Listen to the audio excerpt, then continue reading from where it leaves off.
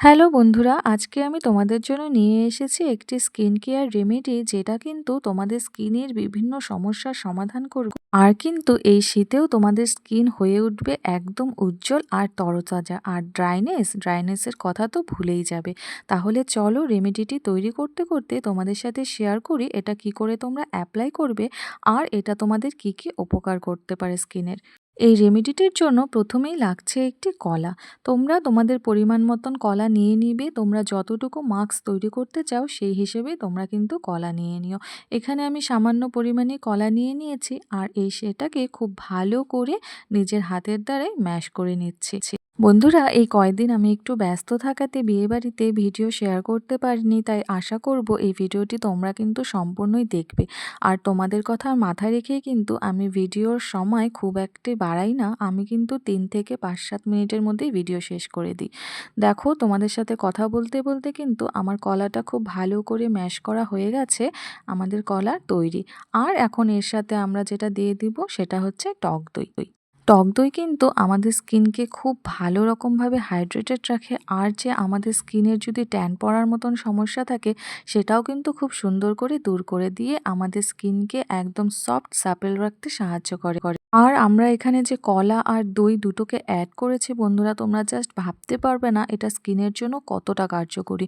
কারণ কলার মধ্যে রয়েছে প্রচুর পরিমাণে vitamin A, C, potassium, antioxidant. এইসব উপাদান কিন্তু আমাদের ত্বকের বলিরেখা সহজে পড়তে দেয় না আর ত্বককে সবসময় কিন্তু ইয়ং রাখতে সাহায্য করে।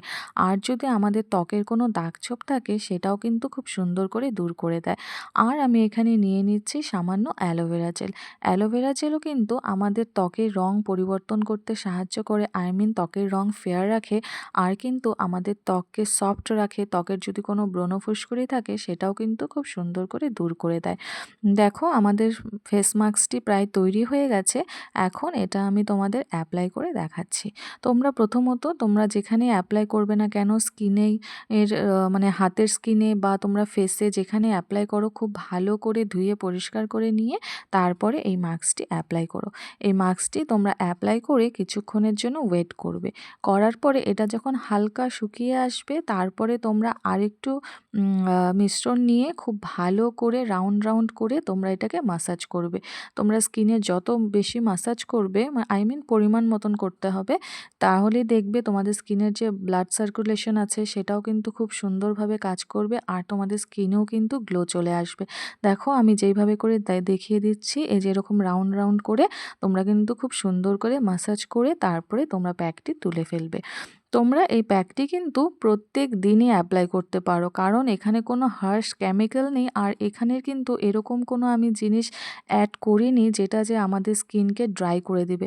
বরঞ্চ এটা যদি তোমরা প্রত্যেক দিন অ্যাপ্লাই করো দেখবে তোমাদের স্কিন কতটা হাইড্রেটেড হয়ে গেছে আর তোমাদের একদম ড্রাইনেস কেটে গিয়ে স্কিন কিন্তু একদম উজ্জ্বল হয়ে উঠবে।